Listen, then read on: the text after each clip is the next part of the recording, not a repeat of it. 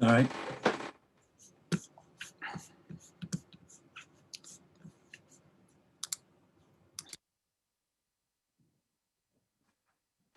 All right, welcome back. So our next topic will be Chris Smaje and the small farming future.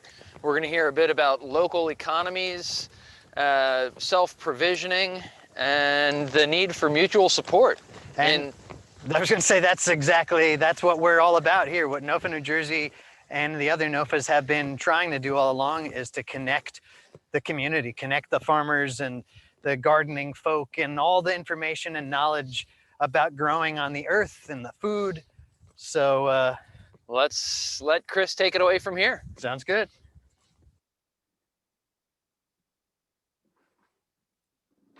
Right, well, thanks very much. It's a real pleasure to be joining you all from here in southwest England. A snowy late afternoon where I am here, probably a bit warmer than it is where you are. And let me see if I can get my PowerPoint going. I've got to admit I'm not a great technical operator. We'll come onto that a bit in a minute in the talk, I think.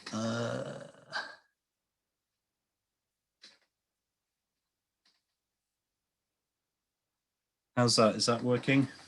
Yeah, it looks great. Okay. Yeah, so I'm going to be talking about my book. There it is in all its finery. Published a few months ago by Chelsea Green. So what I want to do in this talk is just sort of skim over fairly superficially a few of the big crunchy themes that I cover in the book, and hopefully it will whet your appetite and you'll all rush out and buy it. But hopefully I'll leave a little bit of time for some discussion to perhaps go into some of the themes in a bit more depth. Before I do that, maybe just to put myself in the picture a little bit, here's a drone shot of my own small farm, which is in northeast Somerset, about 100 miles to the west of London. And I'm not going to talk a whole lot about my farm or my farming practice. I'm not suggesting that what we're doing here at NOFA-NJ is sort of particularly exemplary of the kind of farming that I think is necessary in the future. But maybe this picture does raise a couple of points that are worth pondering. Firstly, I think we're going to need to think more carefully in the future about how we balance cropland, grassland, woodland, wildlife, and human residence in the farms of the future. And you can see one attempt on our part to do that here on our farm. And second, I think we're going to need to achieve that balance within more localized farm economies. So you're not necessarily doing all of these sort of things that you can see here on one single farm, but in a sort of localized farm landscape. I think we're going to have to develop more mixed uses to meet local needs, sort of at least to that local level. So that's the sort of over top line view of the sort of things I'm arguing in the book. Getting into the sort of substance of the book, I discuss the main drivers for this need for localization in the form of 10 crises, which I am displaying in this slide. I'm not going to talk about any of them in any great detail here, but as you can see, many of them do relate to the food and farming system. And behind that, perhaps the energy system, of which the food and farming system is a subset. But underlying this, I argue in the book that there are a kind of political and economic drivers for this, and perhaps ultimately cultural or even spiritual issues that are driving these crises. So it's kind of like a real mixture of complicated things that are driving the situation we're in. And we kind of have to deal with all of these things simultaneously, which is part of the problem. I mean, it's easy to come up with kind of technical business as usual solutions to sort of any one of these. The problem is we're kind of being hit in real time by all of them simultaneously, and we're not only being hit by them in our own regions and having to think about how that affects the kind of lives we lead where we are, but it's affecting other people in all sorts of other ways that is going to have knock-on consequences for us. You know, it's a kind of global problem in such a kind of interlinked global world that we now live in. You know, this is going to have huge knock-on consequences for all of us. And generally, I guess my view is that most people are sort of underestimating how much this is going to upend our world. I mean, you put all these things together, you know, we've got some real big problems, which is why I've made them all look a bit cloudy. I tried to do a kind of silver lining around the cloud because I think there might be some, but really I think we need to sort of embrace fully how challenging these issues are. And that's partly why I wrote the book and wrote about the future. Never really a great idea to write about the future because I'm bound to be wrong in all sorts of deeply embarrassing ways, I guess. But I kind of feel like, you know, now is the time. You know, we can't afford not to be looking at the future and not to be rethinking how we do things, because the status quo isn't really an option. So looking perhaps just at the top three issues there, I mean, we've already been hearing this morning about how climate change is already upending our world in numerous ways, and this is going to be an ongoing reality. We also know, looking at energy, that we need to stop using fossil energy pretty much immediately if we're going to avoid really catastrophic climate change. So it seems to be increasingly clear that there aren't really any simple ways we can do that. To move out of fossil fuels at levels of existing energy use, certainly in wealthy countries like the US or here in the UK. So increasingly we're looking at a lower energy future, and that is one of the key drivers for a small farm future, I think.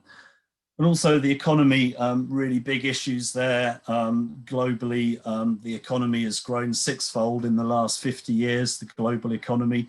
It's pretty clear it's not going to grow sixfold in the next 50 years. And that leads to a whole set of questions about, you know, where, you know, how are we going to organize our economies? Where are new jobs going to come from? How are we going to organize generational succession? Already the way that we're growing the economy is having ecological blowback. So the upshot of all this is that I think we're going to need a lower carbon societies, lower carbon world in the future, lower energy, probably lower capital, more labor intensive and more localized economies.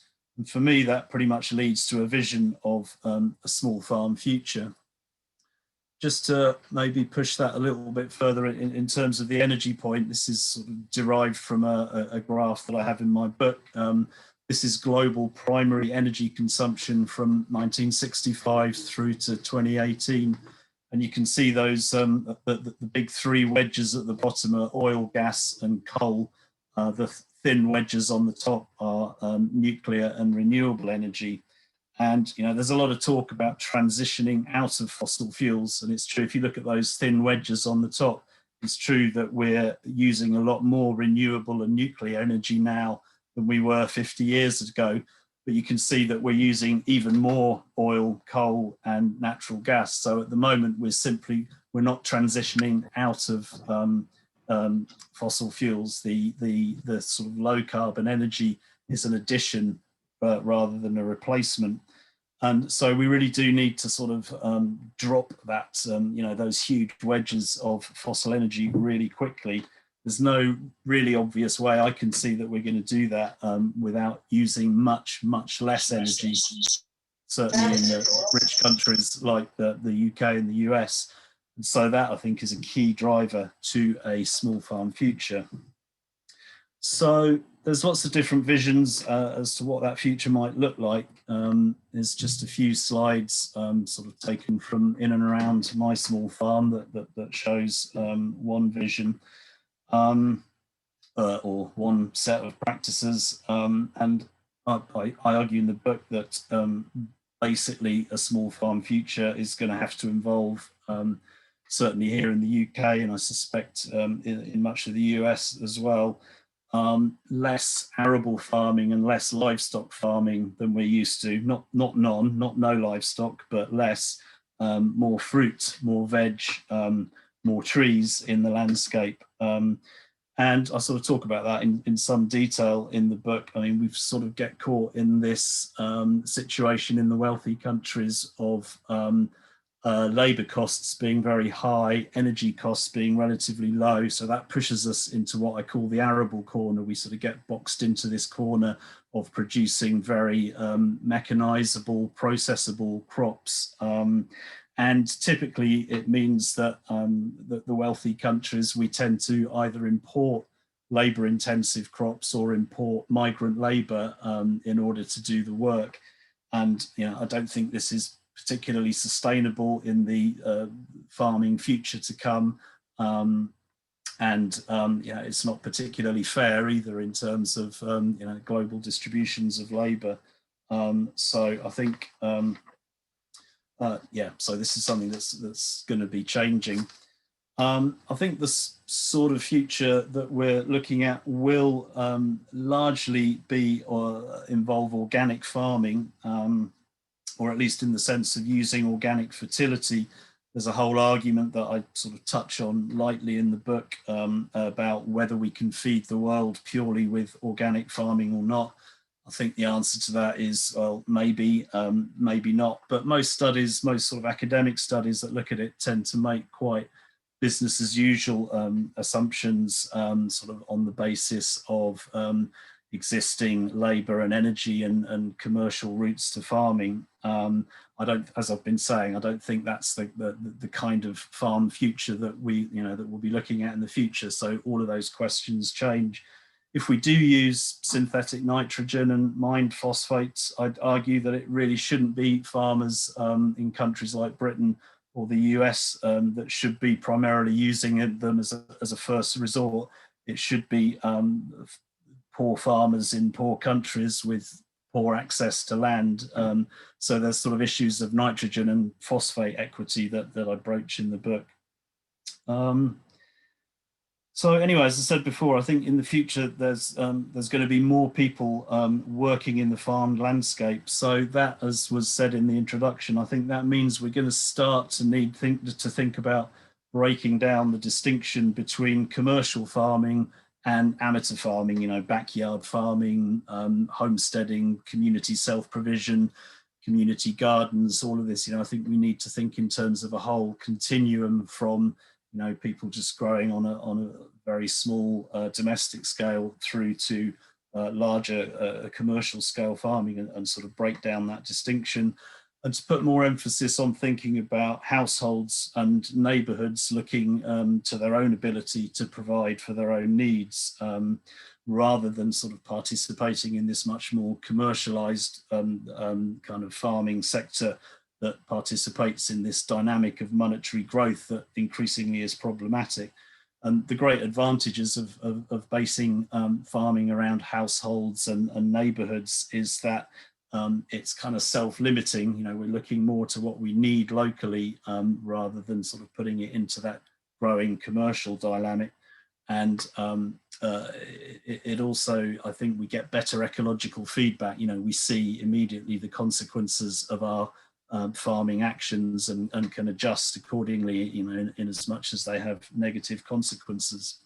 So in relation to sort of some of the stuff that's discussed this morning, I'm not arguing against innovation or technology in farming, but I'm somewhat critical in the book of what I call the smart farmer narrative. Here's a slide to illustrate the sort of thing I mean. It's probably just because I'm jealous that I'm such a sort of technophobe that I can't really do farming like this. But I think there's a sort of a genre of thinking or a genre of books these days, which is sort of along the lines of how you can grow all the nutritious food you need for your community while cutting carbon and making huge amounts of money while you do it, and controlling it all from your cell phone. I'm exaggerating, of course, and I'm not saying there isn't a place for this kind of stuff, particularly sort of high-end veg growing. But as I say, I think the reality of the small farm future that we're looking at is going to be a little bit more like this sort of thing.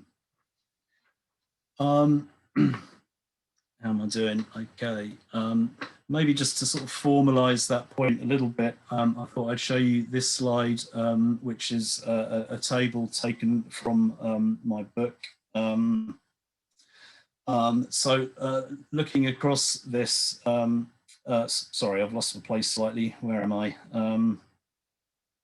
Okay, yeah. So basically, I argue that whatever kind of farming people do, whether it's organic, whether we present ourselves as organic, conventional, regenerative, or whatever, we're kind of caught in the same logic. There's a similar ecological structure to all types of farming, and we're caught in a sort of tragic dilemma that I'm trying to capture in this matrix here. So as we go from left to right, we're looking at increased productivity in farming, or basically, increased the desired outputs that we want to get out of our farming, increasing those outputs. As we go from top to bottom, we're looking at the farmed, the inputs on the farm, human labor, crop nutrition, and such like. And we're probably also, as we go from high to low there, we're sort of looking at increased ecological benefit. The less human inputs we put in, the less intensive the farming is, the better it is for wildlife and nature. So the place that we all want to be is the bottom right hand corner of this table. We all want to have a low input, high output farming. This is kind of like the holy grail that we're all looking for.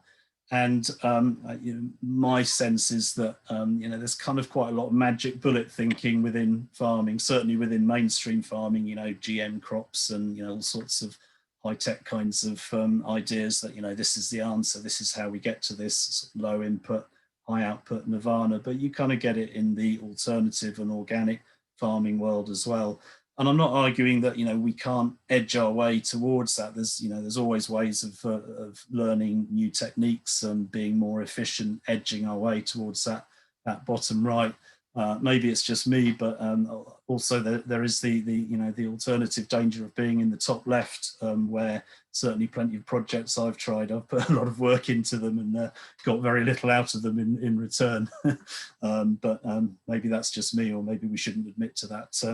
But basically, I think the reality is that we're kind of on this diagonal, this staircase in the middle, where we're trying to edge our way towards that bottom right nirvana, but basically you're in a situation where the more you put in, the more you get out, but the more labor, the more ecological cost it has, and so that pushes us to thinking, I think, very carefully about what we actually need from our farming. What do we need to produce, and looking at scale issues as well. So we're always wrestling with trade-offs in farming. There are no perfect solutions, but most parts of the world prior to sort of modern fossil-fueled industrial agriculture, that sort of developed a relatively low energy, medium to high input and medium to high output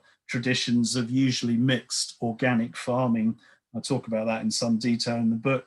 And I think we could do worse than by learning the lessons of those traditional agricultures in our own bioregions, not following them exactly, not trying to sort of ape them, not turning the clock back to the past, but as we confront all those difficulties, all those crises that I showed earlier, I think we can learn from their example.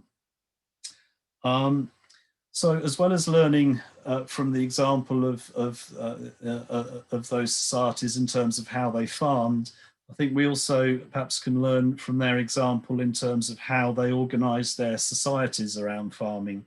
And in the last two parts of the book, I look at how we can likewise learn from the kind of social organization of sustainable low impact farming.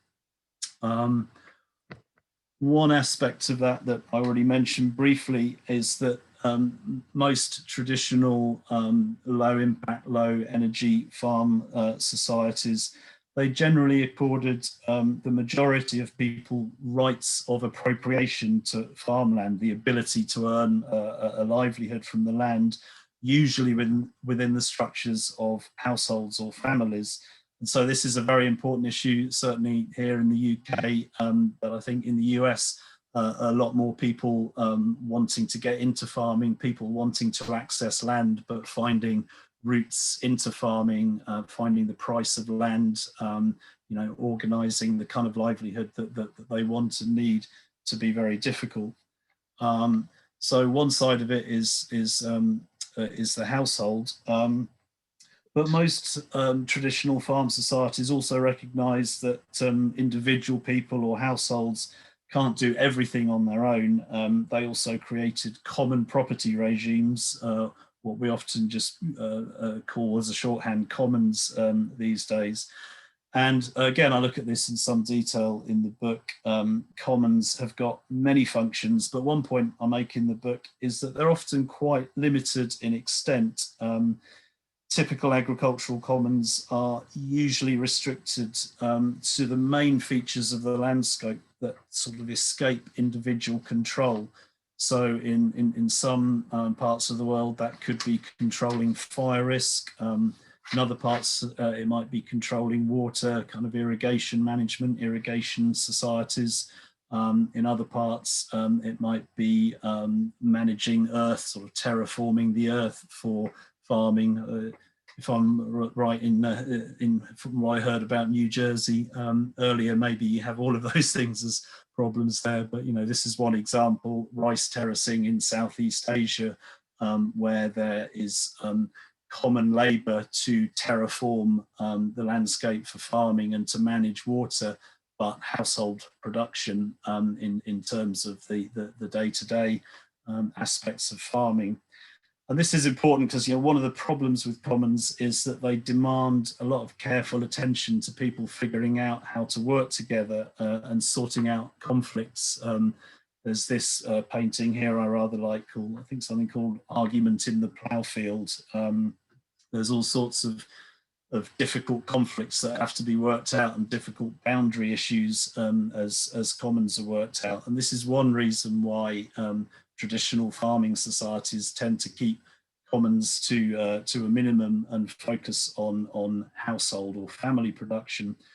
But of course, there's potential conflict that gets easily buried within the household or the family. So very important issues about inequalities in relation to gender, class, ethnic or racial inequalities in access that we need to sort of unlock in this whole discussion about how we organise local property rights in farming. And to add to those issues that have long been with us, you know, we now start to have to think about all these new issues that are coming down the pipe. We've got major issues of climate fueled migration, both within and between countries. The UN estimates that there may be at a minimum 50 million climate refugees by 2050. I think with the lower energy societies, we'll be looking at de-urbanization. You know, already we're hitting in various sort of economic and political crises. So we've got some really difficult questions to think through about how we organize not only our farming, but also our whole societies in a way that's sustainable and just and equitable. And I broached those issues in the last part of my book by talking about the traditions of civic republicanism, which I am representing here with a picture of one of the founding fathers of your country, James Madison, whose political writings involved a rethinking of the classical republican tradition in the modern context of his day. So republicanism, I'm not talking here so much incidentally about republicanism as in terms of the party in your country that bears its name. It's a whole different set of issues that perhaps we won't get into today. But basically republicanism is a tradition that was sort of founded in classical times, kind of picked up again in sort of medieval and Renaissance times, was really critical in the 18th century founding of new nations and particularly the US. And it's kind of about asking questions about how we can build a new society and a new politics out of the wreckage of an old one. It's a politics that kind of, it doesn't make the assumption that kind of things, you know, that we can ground our politics in what went before, that there's a kind of natural way of doing things. It's basically a politics that says, well, we're facing a whole new set of issues and we've kind of got to make things up as we go along. And that's what kind of draws me to it as a political tradition that I think is fit for our times and worth thinking about. I'm not going to sort of go on about it in any more detail right now, but I think we do need to be asking similar questions in present circumstances to the kind of questions that James Madison was asking. But we also need to bear in mind some difficulties and contradictions around that, certainly that afflicted Madison. One of them, similar to Thomas Jefferson, who's perhaps a more well-known thinker along these lines, is that it's all very well to sort of write these great tracts, the Federalist Papers about freedom and democracy, but in practice, we've got to deal with the contradictions on the ground. And like Jefferson, Madison was a slaveholder, a conqueror of native territory. At the same time, he was assailed by the sort of Hamiltonian ideas about commercialization. Forget all these ideas about freedom and autonomy. Let's just go and make a load of money. And as a president, he was also trying to build a new centralized state and to raise and fund armies to fight wars with foreign powers. And so I think that's kind of potent set of issues and learnings. I think for today, we need to find ways to limit our economies, to limit the drawdown, to limit those crises I was talking about earlier, and to relocalize, to focus on what we need locally. We need to deal with the inequalities of gender, class, race, or what have you. And we need to deal with the potential of major global conflict.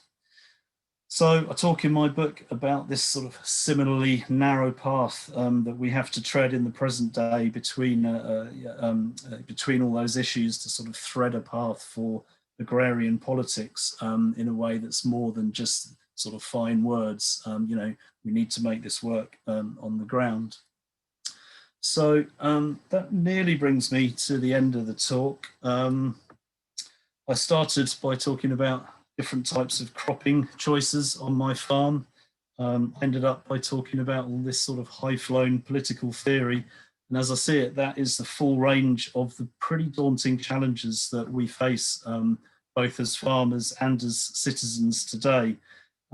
You can't solve those challenges just with words in a book. We have to solve them in practice on the farm, but also in our villages, in our towns and cities, in the sort of national and international conversations that we're having. And I certainly don't claim to have solved any of those problems in my book, but hopefully if you take a look at it, you'll find it useful in focusing in on some of those challenges that we're facing. So I think that's it from me. Thanks for listening. Hopefully we could have a little bit of a discussion. Yeah, thank you. That was awesome. Incredible. I especially loved seeing the drone pictures of your farm.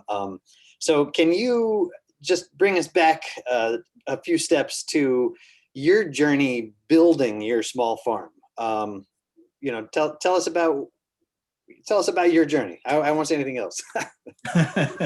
Sure. Well, where to begin on my journey? I guess I think as you mentioned in your intro, I started off adult life sort of in academia, in social science, and I was kind of interested in peasant farming and the way that peasants sort of have to wrestle with these, with the sorts of conflicting issues that I was just talking about in my presentation.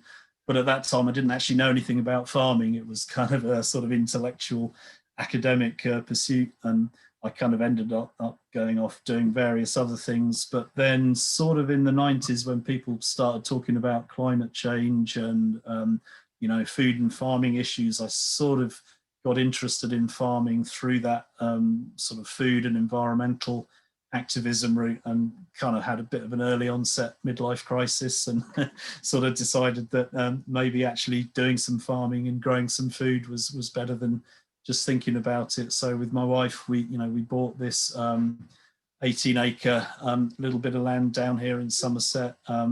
Originally, we were hoping to buy maybe a small holding with a house on the site and an acre or two, but couldn't really afford that. So we ended up buying a bit of bare land, probably more land than originally we'd maybe thought of buying.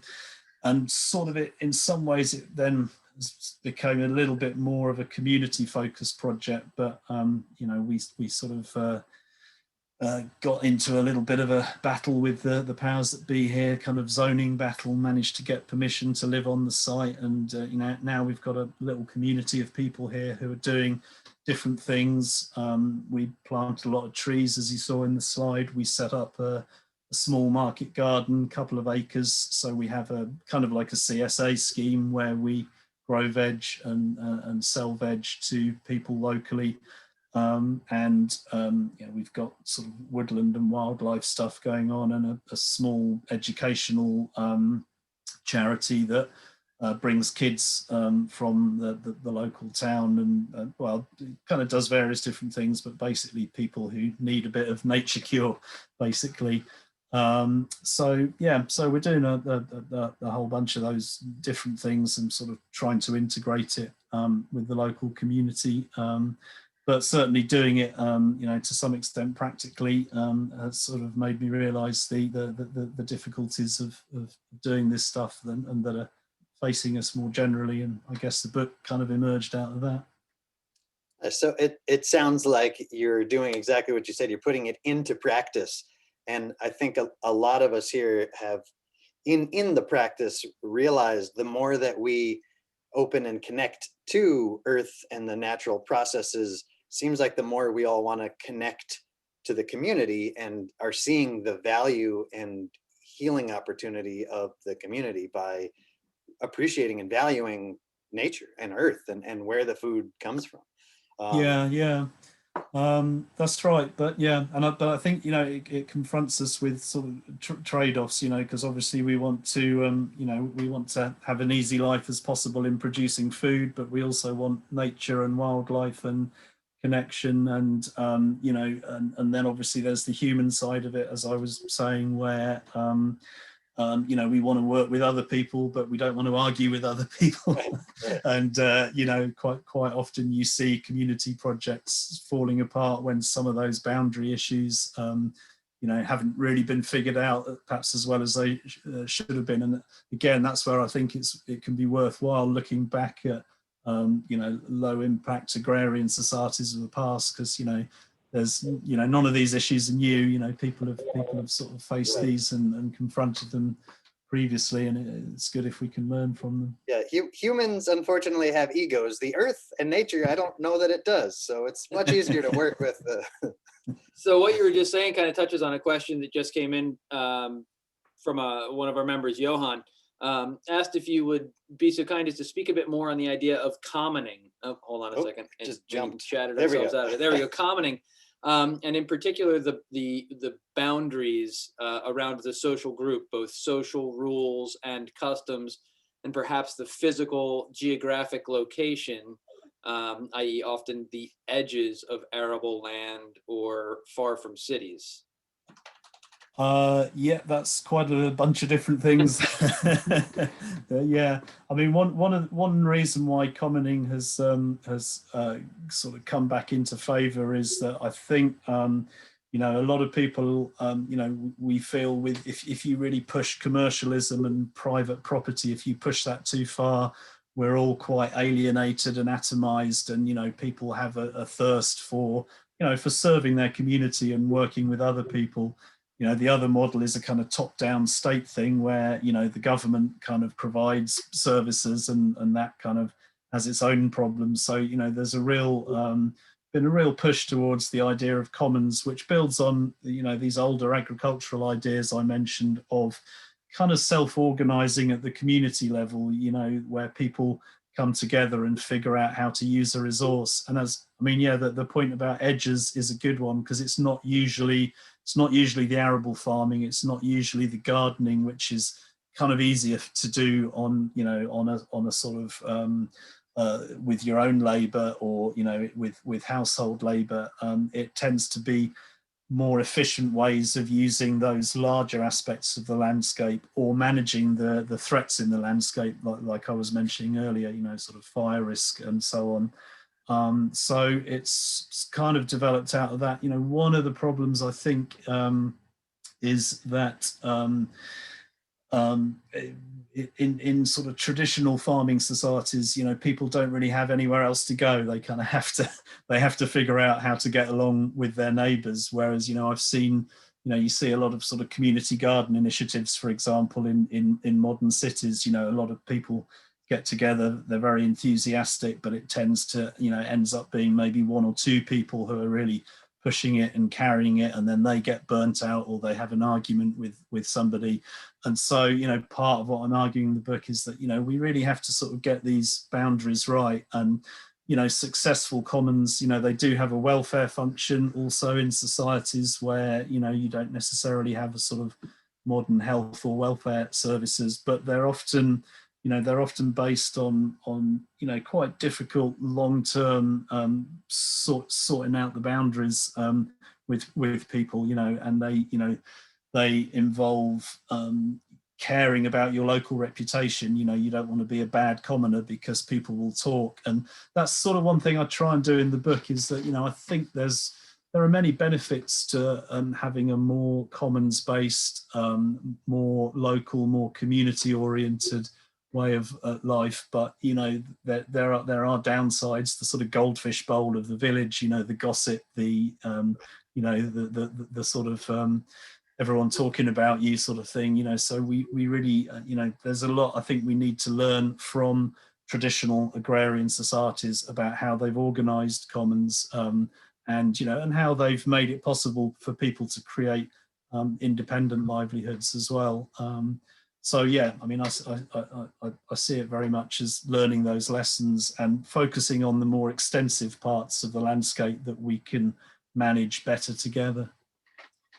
Yesterday, something that kept coming up, which I think is, you know, in so many applications in life, the most valuable way we can impact and set these new patterns is by engaging and teaching kids, getting the kids involved. So then from the start, it's a part of their routine and structure and understanding, not only where food comes from, but the practice of gardening, farming, you know, whether it's large scale or little scale in the window, and sharing that with their classmates, you know. So maybe that's a part of the initiative, is really to get more of this knowledge into the kids, into the school system. Well, to touch on the comment that's in the thread there, more common space dedicated to common good, rather than just dedicated to sports fields and dog parks.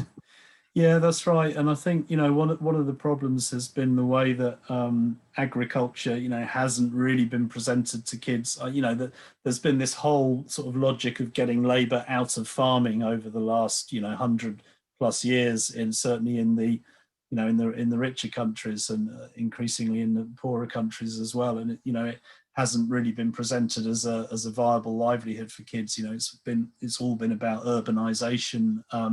But obviously now, you know, I suspect it's similar in the States. You know, farming is a sort of aging workforce here. But there are, you know, my sense over the last sort of 10, 20 years being involved in this is that younger people now are getting more interested in farming, you know, partly connecting with all of the sort of food and environmental issues, you know, that we've been talking about here. Partly the mainstream world of work doesn't look quite as attractive as it did, you know, certainly when I was starting my career. But there are, you know, there's institutional obstacles in terms of land access and, you know, how you establish a new farm and make it work financially. So yeah, we've got to kind of address all of that. But yeah, it's got to start with education and presenting, you know, these issues to kids, you know, as they're growing up, and you know, teaching them how to farm, basically. Yeah. This is just an interesting factoid that popped up from Alicia. So the average age of a farmer in the US is 57 and a half. Right, similar here. It's even older here, I think. Yeah. 60 odd. And fortunately, I feel, as you said, because environmental movement, organic food movement, it is finally, I feel like it's getting real traction. People are starting to pay attention. Whereas I remember in the 90s trying to find, you know, a milk alternative, soy milk or something was like, where do you go? Now, you know, oat milk, soy milk, almond milk. So we are getting some traction. And I formerly was a high school teacher, and I still have communication with a lot of those students. And it seems that there's more of that population are becoming aware. So I hope it comes back and they see the value, and we really get another generation of farmers, at least gardeners, coming. Yeah, I think that's right. And that, you know, the gardening versus farming point is an important one, because I think, you know, as I was saying earlier, I think we do need to sort of break down the distinctions between, you know, amateur and commercial farming. But also, you know, I mean, we've been learning about climate change this morning, and I think that's a key thing for a lot of kids. You know, that's a big worry for the future, and all of these things are connected. You know, the way we farm, the you know, the sort of economics of labor and land access, the economics around energy, you know, all of these things connect, and you know, it's kind of what I was driving at in that chart of the crises. You know, all of these things connect in complicated ways, and we need to really rethink them quite thoroughly. Yeah, it's interesting. I mean, our field as a profession, or a vocation, is still carrying a stigma, as noted by one of our commenters, that, you know, when younger kids these days, and I myself experienced this 20 odd years ago, the parents are like, you want to do that as a job? Like, that doesn't make sense to them. Yeah. And yet it really needs to, doesn't it? I mean, we all need this food supply. And yeah, I think we all need to work on that in, you know, in what, you know, there's lots of different ways to work on that. We all need to do it in different ways, but I think it does go back to the stigma. You know, here in Europe, I think there's a kind of historical stigma about being a peasant, you know, being under the thumb of the aristocracy, you know, and perhaps in the States there's a, you know, that I suppose a more recent historical memory of, you know, the hard graft of you know, being a pioneer or a homesteader kind of thing.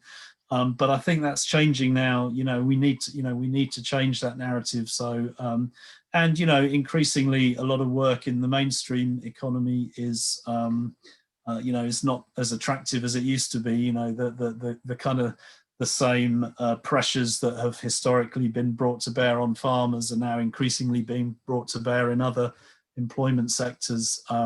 So, you know, that's the story that we need to tell. You know, that the story of being, you know, working outdoors, being connected with nature, having some autonomy. You know, we need to tell that story, but at the same time, you know, we need to make it easier for people to, you know, to successfully be a grower or a gardener or a farmer.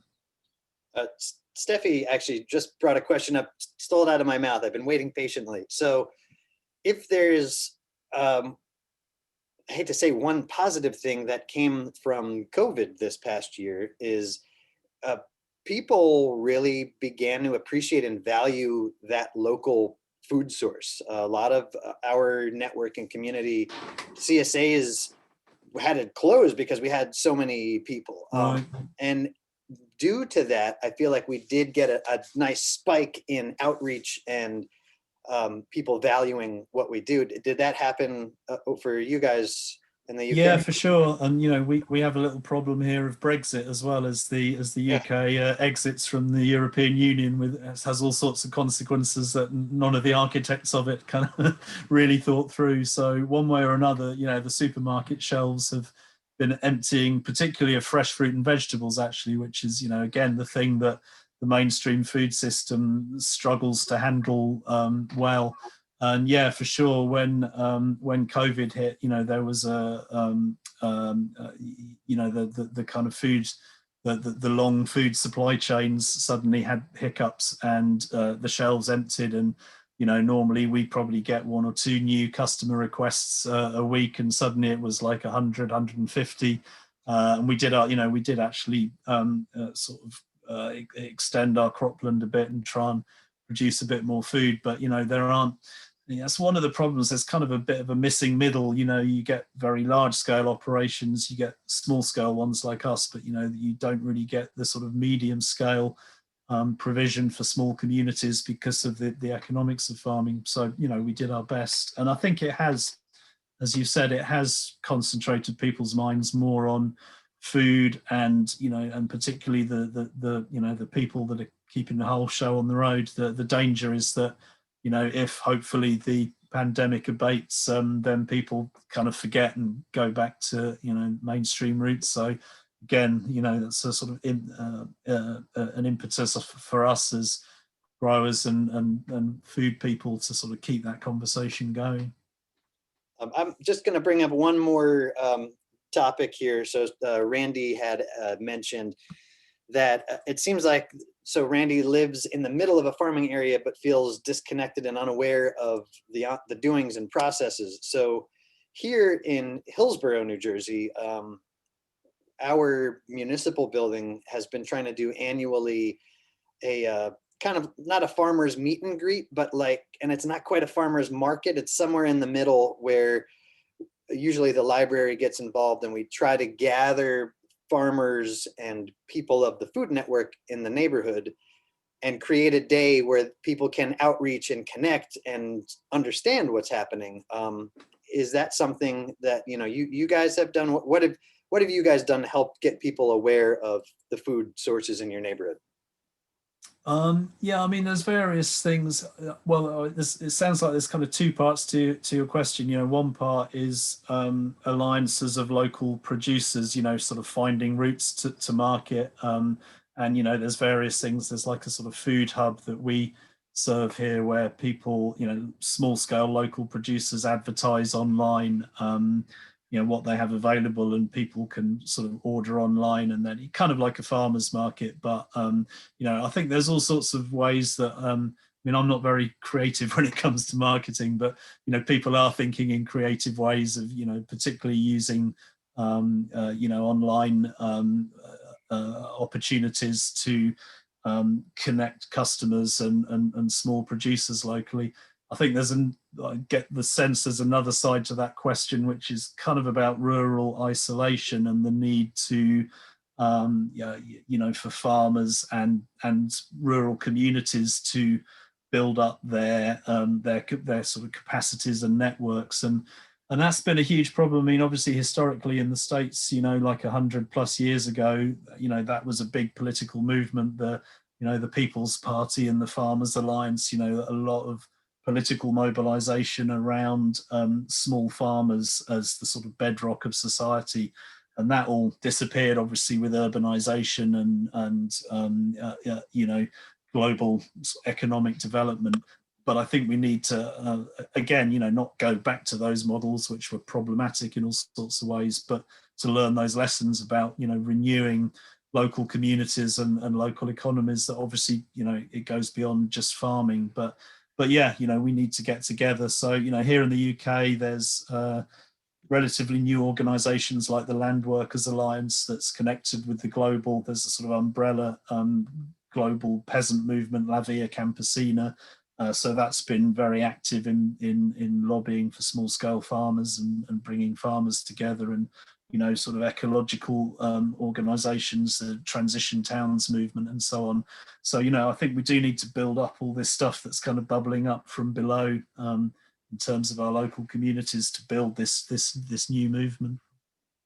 I love it. Yeah, that's awesome. Well, thank you so much. It's so wonderful to get to hear what's happening across the pond, as they say. I love the pictures of your garden. It looks much like kind of the vibe that we're going. It's small scale, down to the roots. I love it. It's right. Well, thank you so much. Well, thanks. Yeah, it was a pleasure talking to you. Likewise. Right, thanks. So we're gonna gear up for the big break, the lunch break. But before that, I want to read you just a little bio of who the next speaker is. So you want to read it about Eric Tonesmeyer? Sure. Yeah. Our next speaker is going to be Eric Tonesmeyer. Eric is an award-winning author of Paradise Lot and Perennial Vegetables. I actually have perennial vegetables on the shelf at my house. It's worth having. He is also the co-author of Edible Forest Gardens. He is an appointed lecturer at Yale University, a senior biosequestration fellow with Project Drawdown, and an international trainer. He has studied useful perennial plants and their roles in agroforestry systems for over 2 decades. So be sure to come back promptly after lunch so that you don't miss a minute of that talk. Yeah. It's time for what, like carrots, beets, radishes, oats and eggs. eggs. But that equals cookies. You know, so Are we allowed whatever to have you've got cookies around yet? this time of Not year, before lunch. it's time to dig. Yeah, cookies after lunch. After lunch. Darn. All right. Well, we'll see you guys in a little bit. About an hour. I might play a couple videos. So if you grab your snacks and sit back down, you could munch and watch. And Feel free to sing along. Yeah. Yes. It must be nice. It must be nice to have NOFA on your side. It must be nice. It must